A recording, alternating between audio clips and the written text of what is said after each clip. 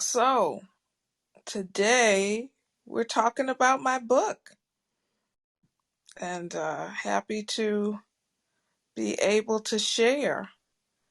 Um, I think that in the room, Reem has read my book, and I'm still waiting for your review to show up on the American version of the site. I know it's up on the Canadian one. Yeah, I don't know how it works. If eventually it would get linked, but is there a way to ask Amazon how that works? I'm sure it'll show up over time. I just be patient, as in all aspects of my life. Patience is a virtue. Um, it'll pop up, and I'll get to see what you wrote. Um, so I'm gonna read the little blurb on the back about it, and then I have some sections I can read, and I'm happy to take any questions or comments that folks have that they want to share. So, Awakening is the story of life, grief, and a supernatural calling. 𝗷𝗄𝗄𝗧 had it all until her mother, her best friend, died suddenly. Now her gorgeous husband, dream job, and spiritual life are all in disarray. When her long-deceased grandfather appears as her guide, 𝗷𝗄𝗄 is sure she cannot do what is asked of her and rejects her destiny.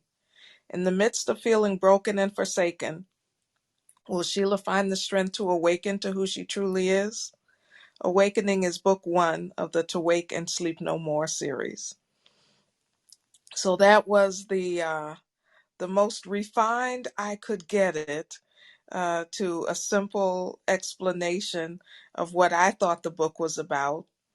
I would say, in a broader sense, it is it's about a faith-based paranormal story that has some women's fiction tones in it, some urban fiction, some urban fantasy tones in it, and is represents something that I have been working on for, at least it's been in the mix for many, many years. And this year I finally said that I was going to write it, that I was going to make this a publishable thing, take it just from a draft that I was carrying around from computer backup to computer backup to something that I could offer the world, and I made it happen.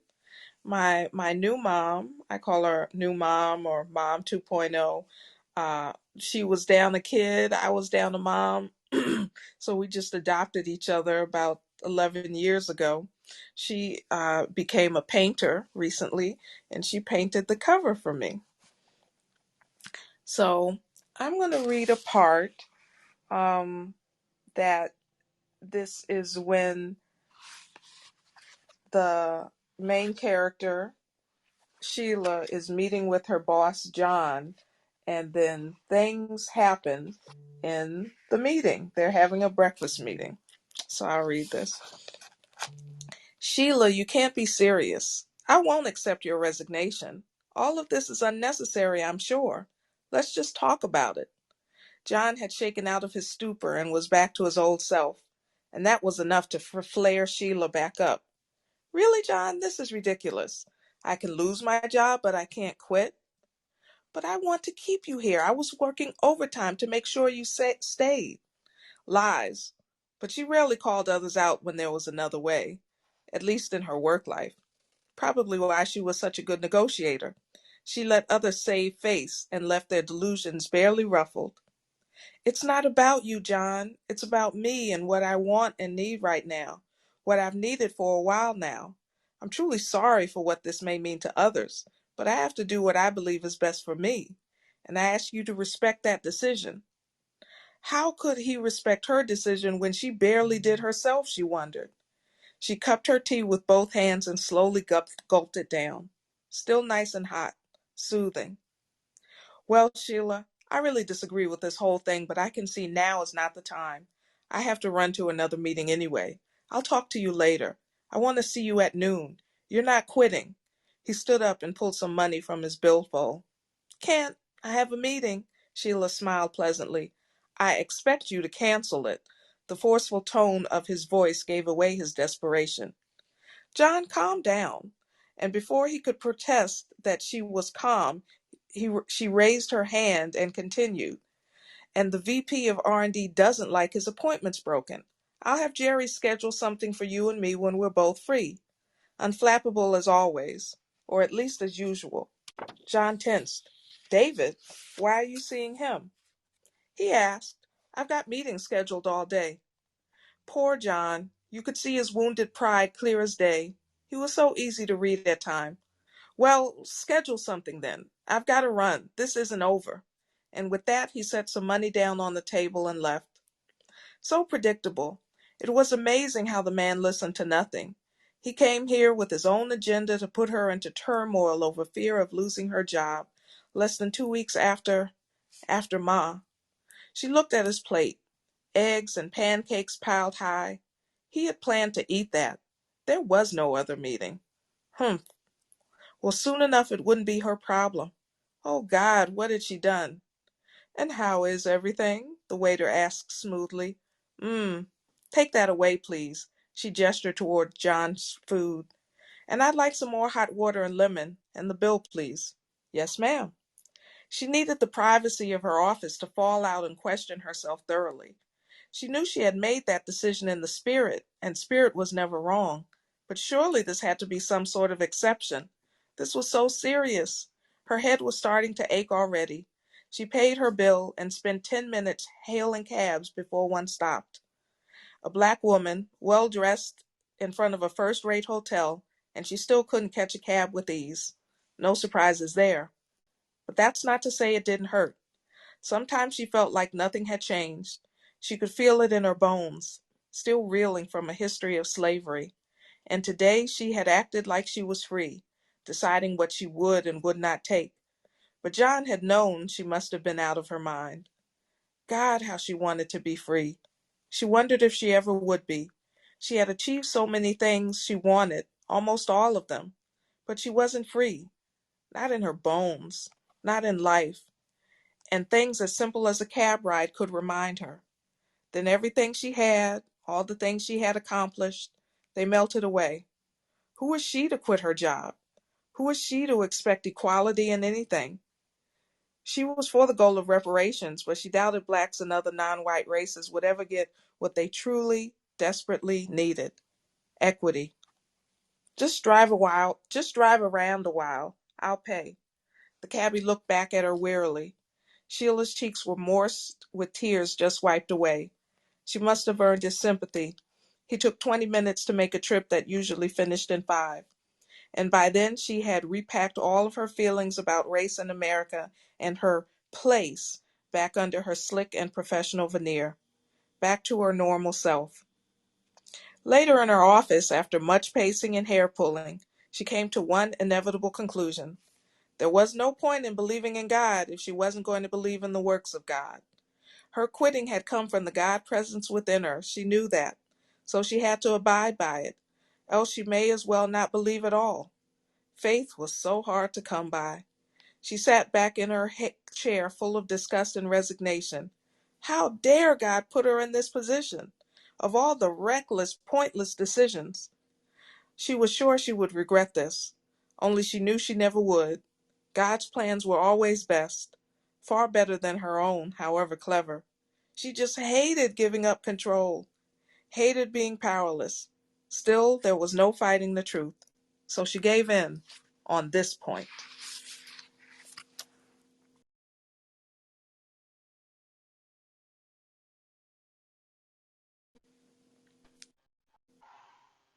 I love that. Oh my gosh.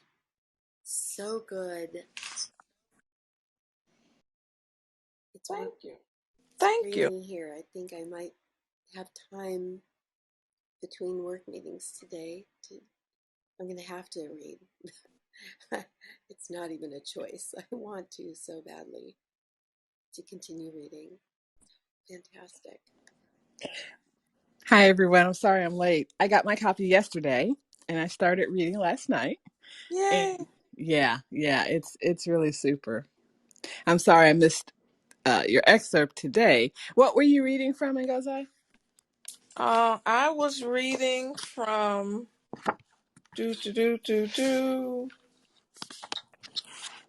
what was I reading from here? To get the front of the chapter together.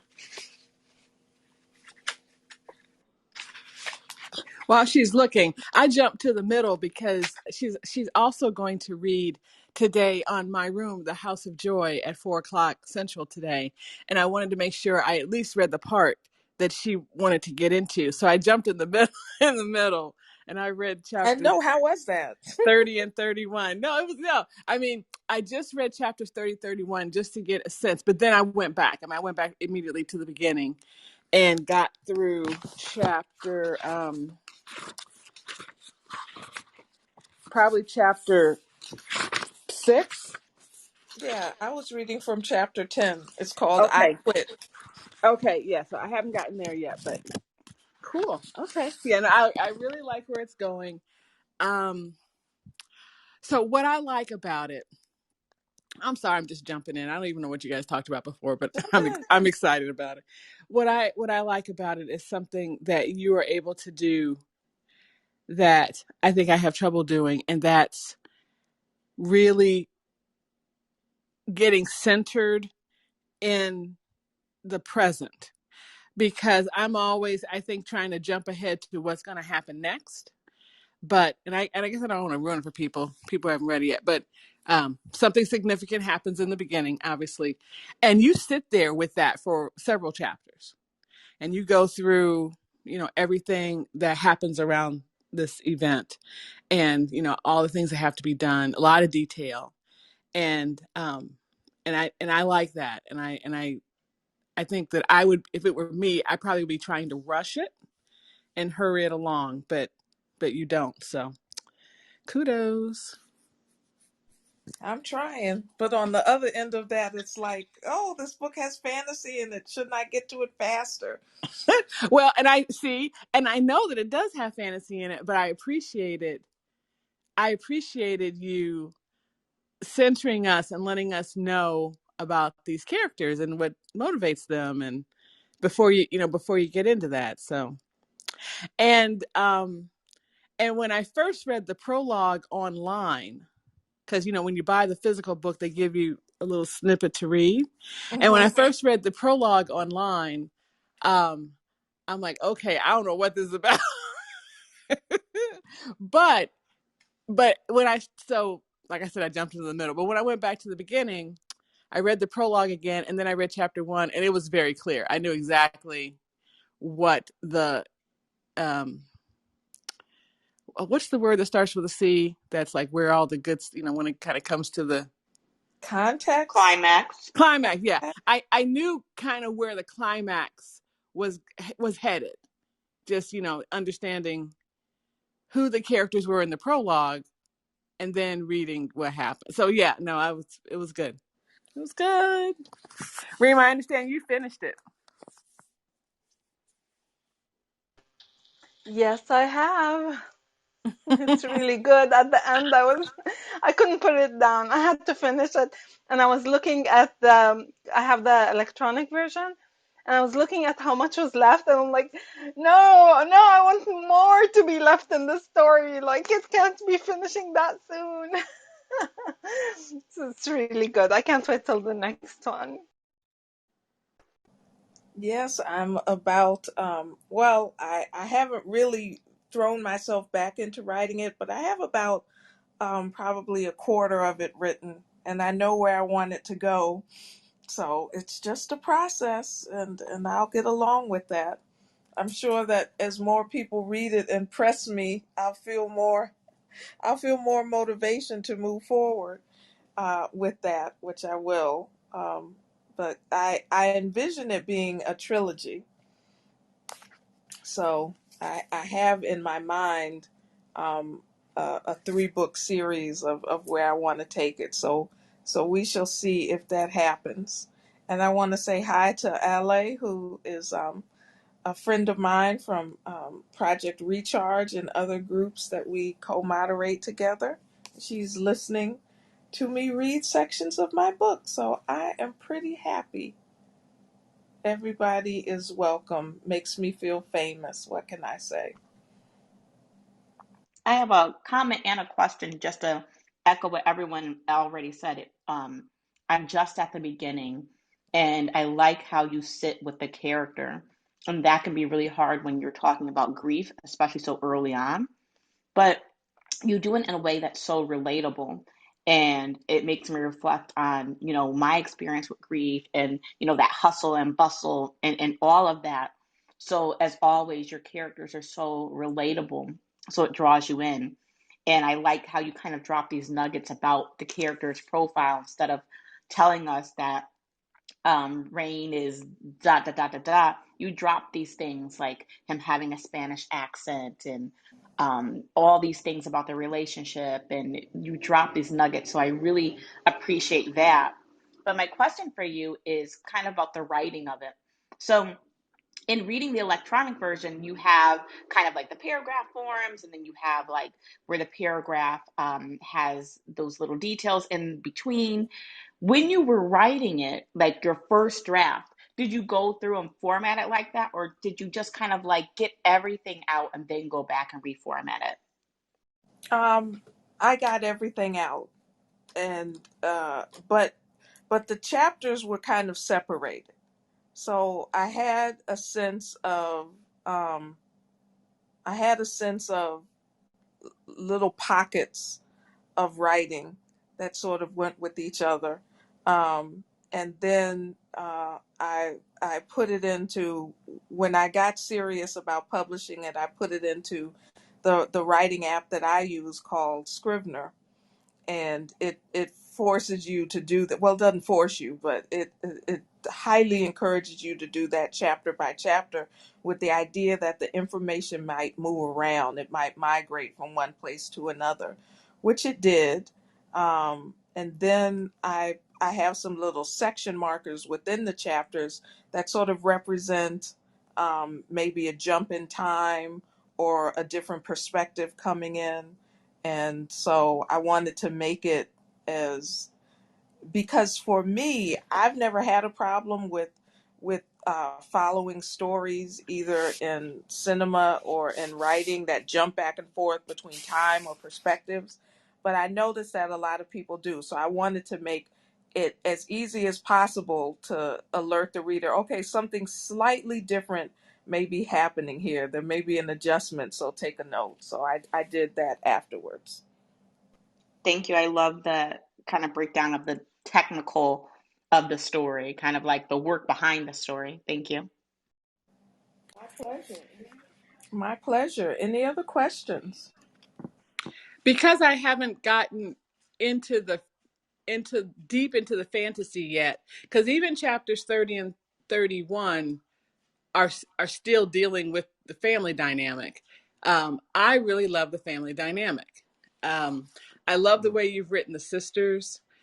There's a couple of turns of phrase, especially around Kareem, that I love. Because I do have a sister who is very chatty like that, and sometimes you can't get a word in edgewise. And the phrase you used was, Kareem kept a fast pace. And I almost kind of smiled when I read that. I really liked that phrase, the way you said that. And there's a couple other things like that in there too.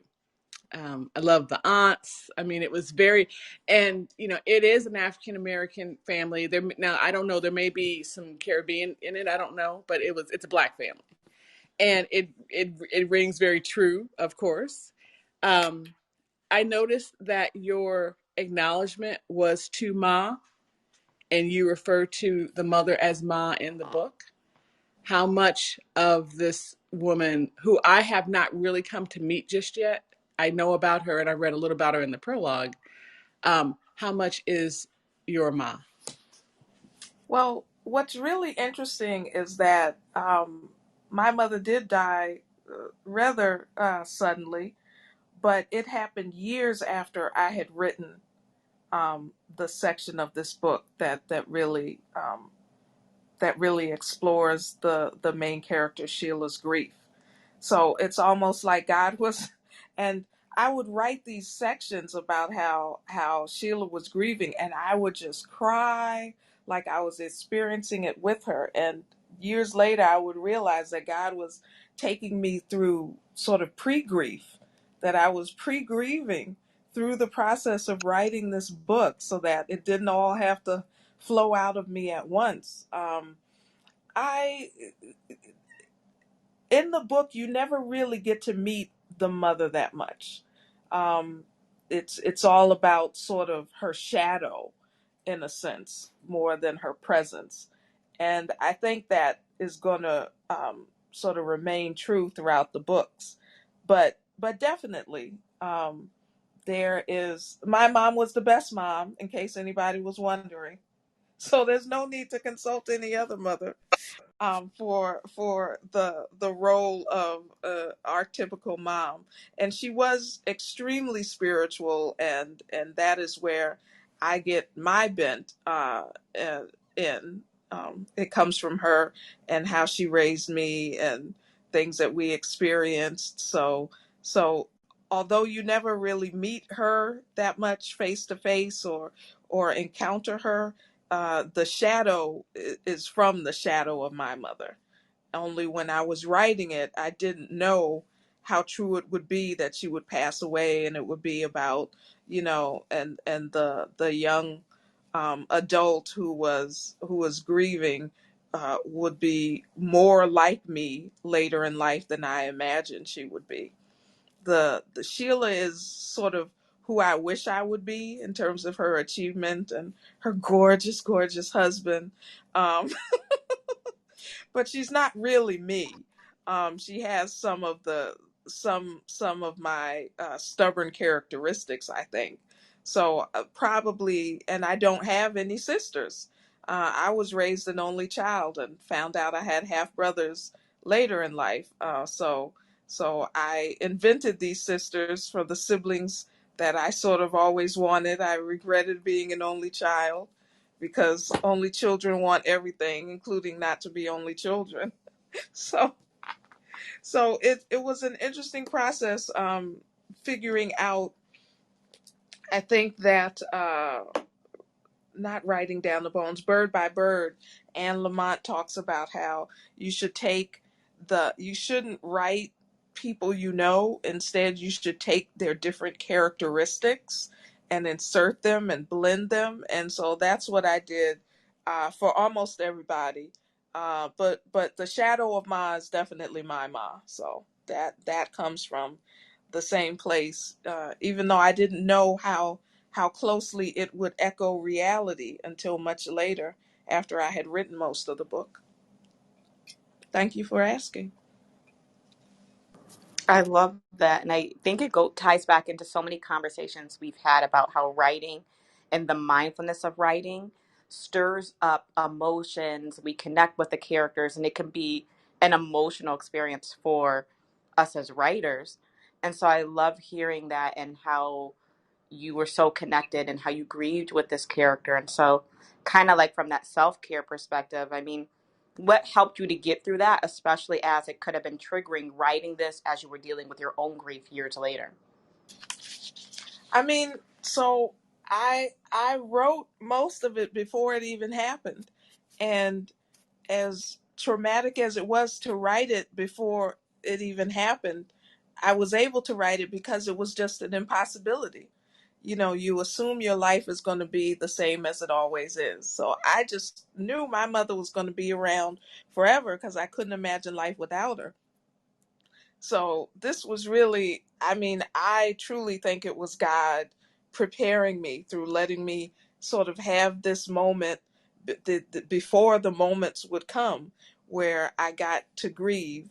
Looking back on it later, when I decided to really sort of interrogate what I had written and elevate it to a higher level where it could be ready for other people, I was just always amazed at this woman I had written going through grief that kind of felt like my grief. And how could I have imagined it? Because at the time, my grandmother had passed away, but that for some reason I sort of veiled my grief, and that grief took a different form, and it was very paced over time and just hit suddenly and then went away for another year and then hit a little bit later and then went away. So it was very different than the sustained feeling of lostness that Sheila has in the book. So I don't know how I wrote that. I didn't know of it at all, so that's why I think it was divine intervention.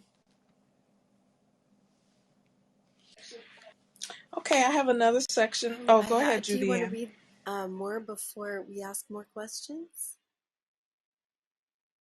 Or should I go ahead and ask some questions?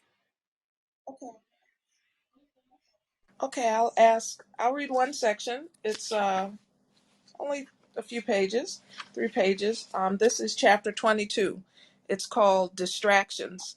And it happens after a seminal event in the book. And then Sheila comes home and she actually passes out. So, it's a scene between her and her husband. Rain stood there, not feeling the cold a bit. Was his wife going crazy? He thought about whether to take her to the emergency room or the psych ward. Woman on the edge. Tonight she had seemed more tragic, mad, more on the edge than anything he could ever have put on canvas. And he was more afraid and uncertain than he had ever been before. He sighed. He supposed there was nothing the hospital could do. He carried her from the car back upstairs to their bed and tucked her in.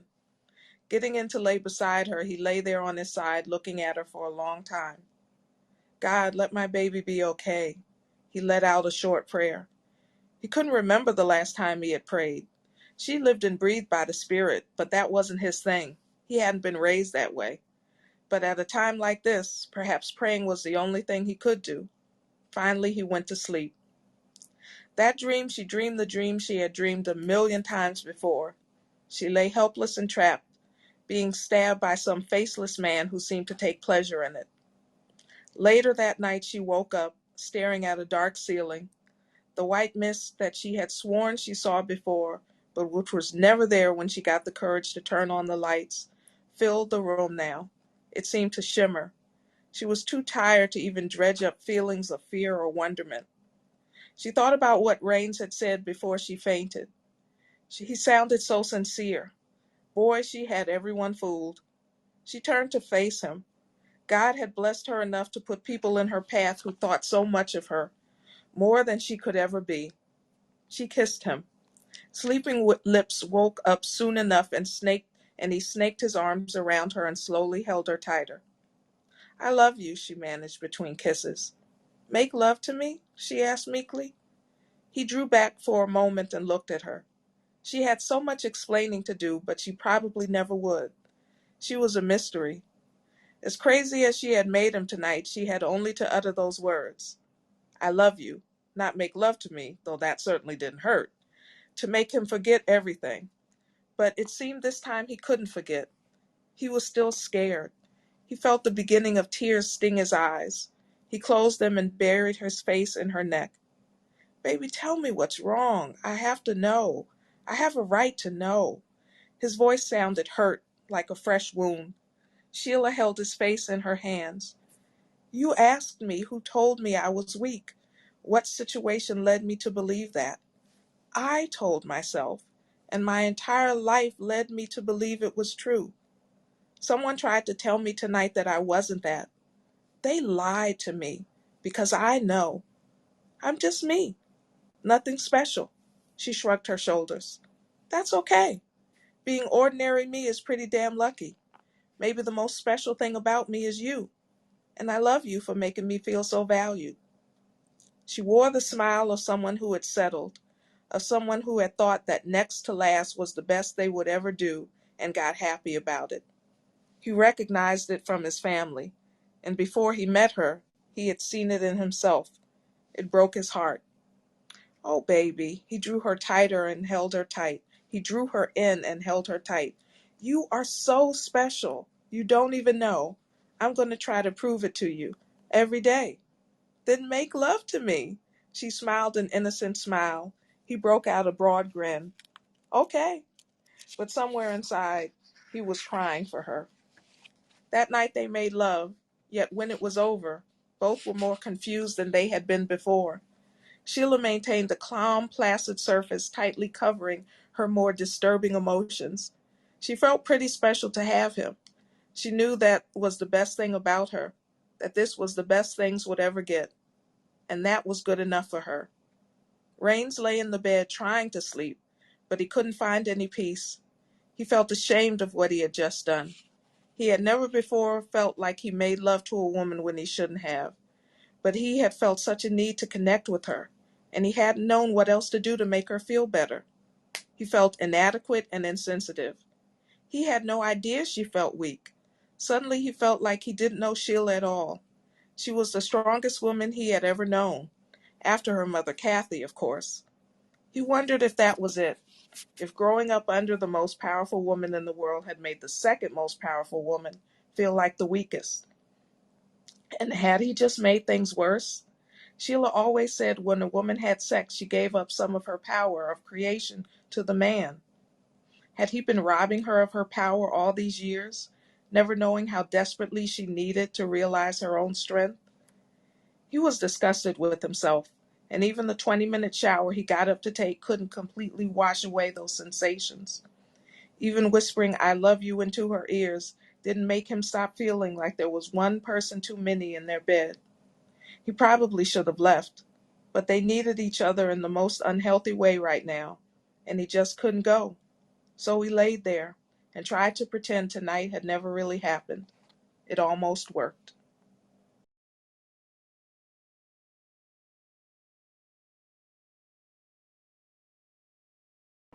I love it. There's so much desperation and connection of these characters. It was beautiful. Thank you. Agreed. Thank you. Totally agree with Liz. That was so great. It also struck me, is there going to be an audio version? I love your reading.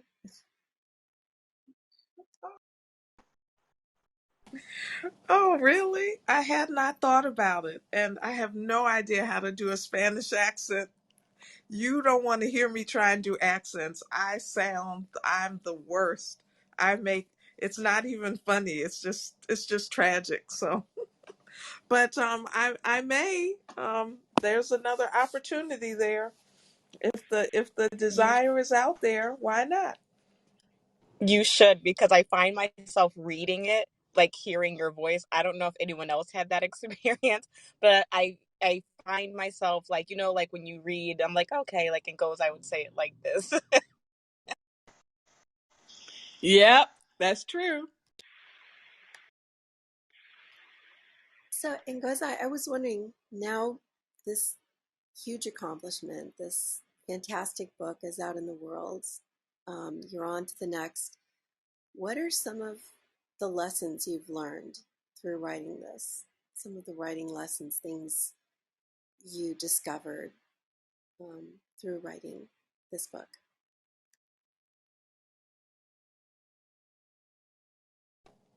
Oh, lessons learned. That's always the tough question. Well, I learned that I contain multitudes, as it were. Like I would have never thought that I could have all of these perspectives and these plot ideas and these story developments within me. I never thought, like some people, and bye, Liz. I know you have to go because it's time to go to work for you, but thank you for being here. I never thought that I had a novel in me. Some people think, "Oh, there's a novel in there." I never thought I had a novel in me. I started writing this because I don't know why. God just tapped me on the shoulder and said, "Start writing." And I never knew what it would be. I never knew if it would tie together. I just felt sort of this mission to get something inside of me out of me. And since then, um, I've continued on to the second book some, and I had a dream that started a third book. So that's why I say you don't have to feel you have a novel in you, because you have a novel in you even if you don't think you have a novel in you. It's just a question of how best to get it out. So I learned that, and it impacts me sometimes where when I'm at a loss for writing, I just keep writing. I'll write anything. I'll just say, oh, let me just make up something ridiculous for this character to do. And it winds up turning into something because, because there's something in there that's trying to get out. And I can hone it later and I may throw it away or it might wind up just being backstory. But I learned that there's something inside me that can be of use out in the world. And I learned that there's a long way from the first draft to the finished draft. Um, I learned to take the advice of my beta readers, which were the people who read the draft and gave me overall feedback. That did nothing but help it be better. I think that there's a lot of writers, well, I know this, who they're the only ones who read their work, and maybe someone close in their orbit, but that person's not really going to tell you the truth if they're a loved one or super close for you. You want people who will be as objective as possible in evaluating it, and they brought up things that I had never thought about, things that upset me but ultimately were good, and I got to circle back and change some things, make some adjustments, add some scenes to make things clearer or to pull the plot through a little bit more, and yeah. So I think I learned a lot about the process and what I have within me. So thanks for that question.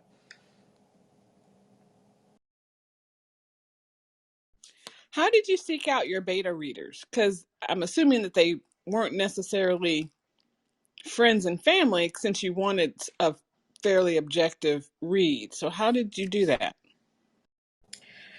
Well, it would have been much easier now because there's even groups on Clubhouse called beta readers, and you can go in there and go into one of their rooms and find people who are interested in your genre to read for you, or you can go into one of the writing groups and approach someone who sort of writes in the genre you write in, and ask if if how they would feel about reading or sharing each other's works and giving feedback.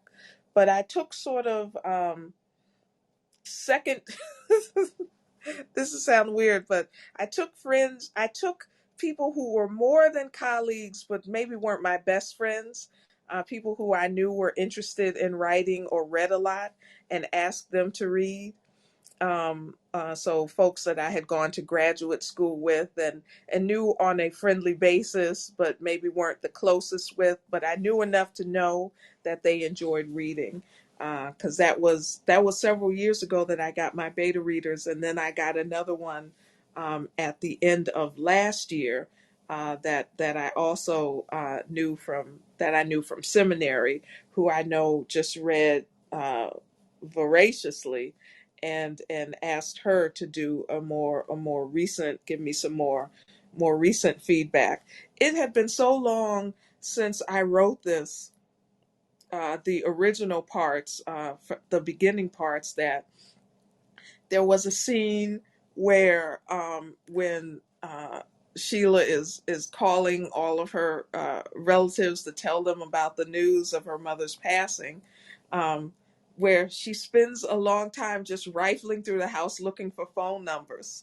And I was like, that's ridiculous. We have all our numbers in our cell phones now. She doesn't have to use the dial-up phone in the basement. And so I had to change it. Now she spends a lot of time looking for a charger or something because that's just the way it is. So, yeah, sort of secondary friends. Although now it's a lot easier to you can just do a search for beta reader. There's beta reader groups on Facebook. You want someone who likes to read and who is familiar with or comfortable with the genre that you're writing in.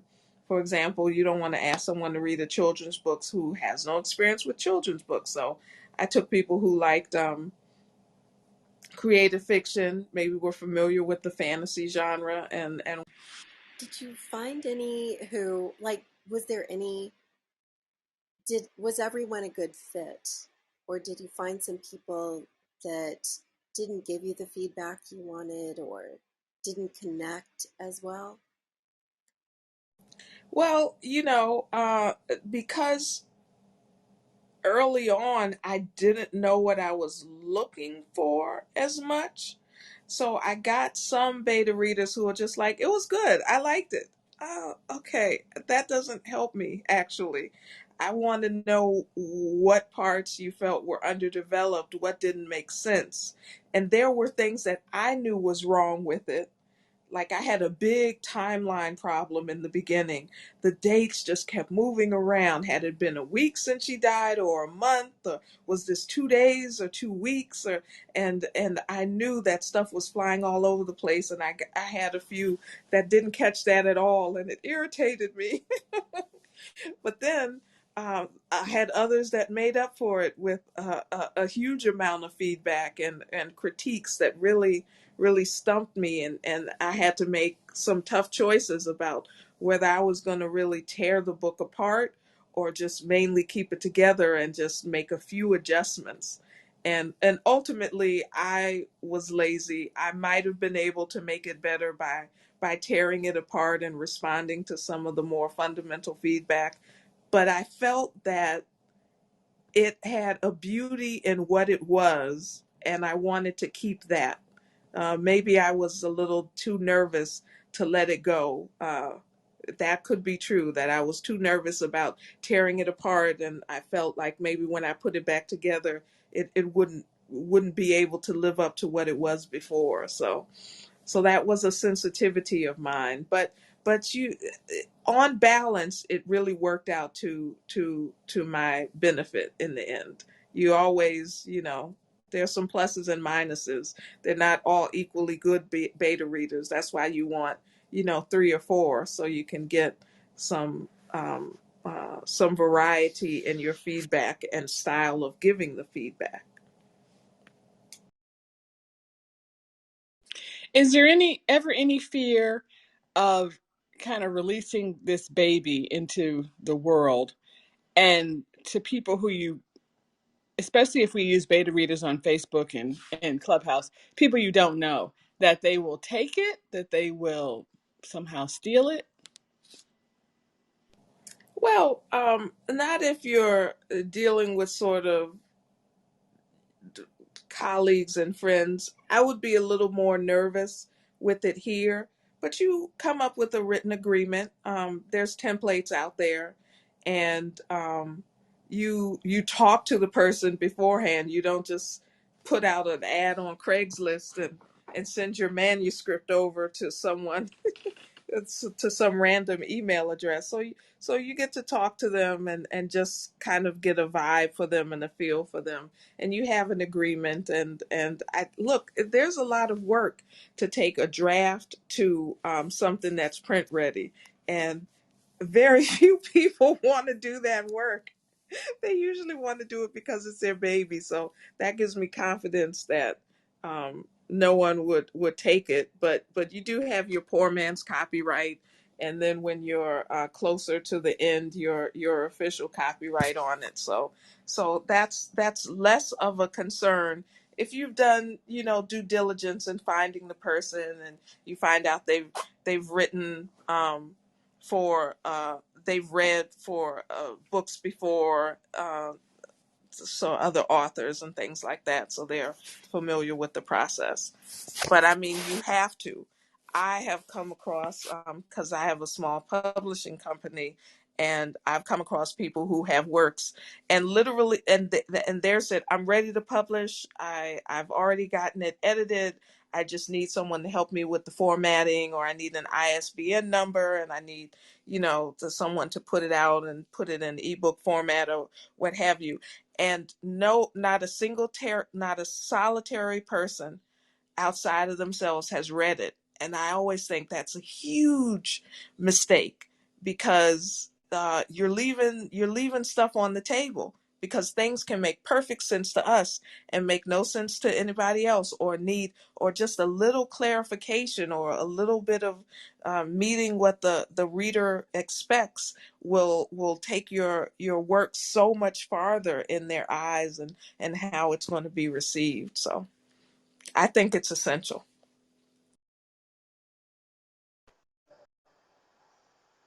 And Gozai, can you talk a bit about the editing process? Like, how did you find your editors? What was the process like? How many times did it have to go to the editor and that sort of thing? Like the types of edits that you had done, that sort of thing.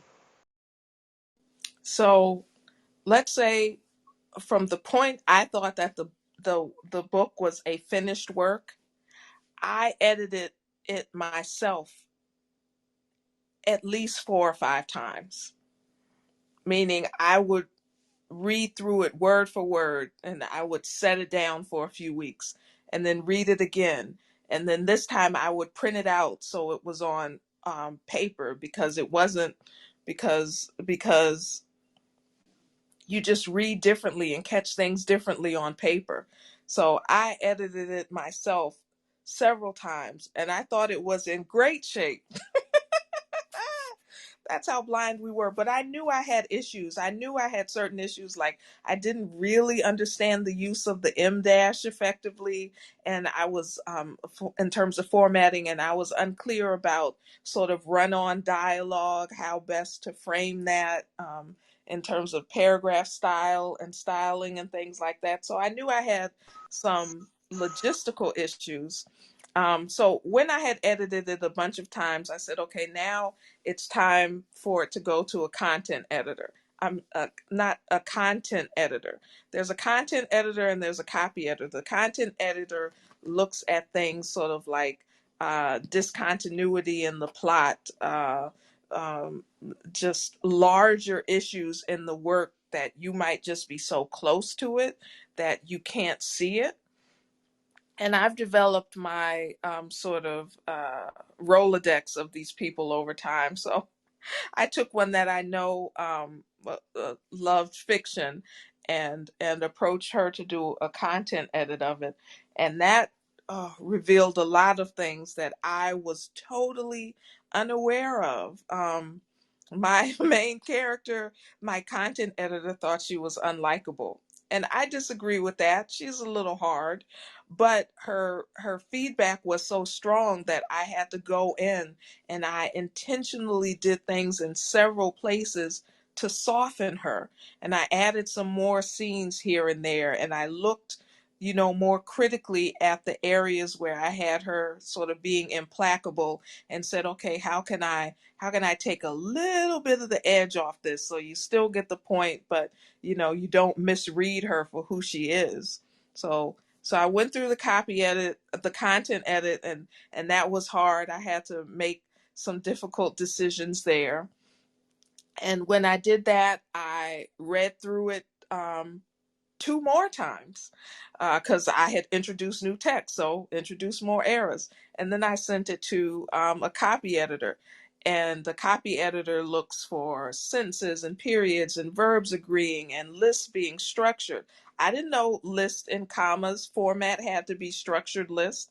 I had no idea what that was until the editor explained it to me in her comments, and I got a work back that was riddled with corrections. And so definitely worth every penny for a content editor and a copy editor.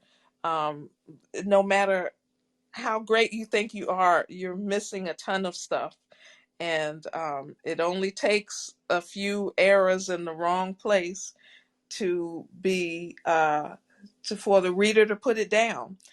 And then when I got the proof copy of it, after I had made all of the changes, I found about 12 more things that were errors. For example, I called a couch a coach a couple of times, and I was like, oh my God, I'm so glad I caught this.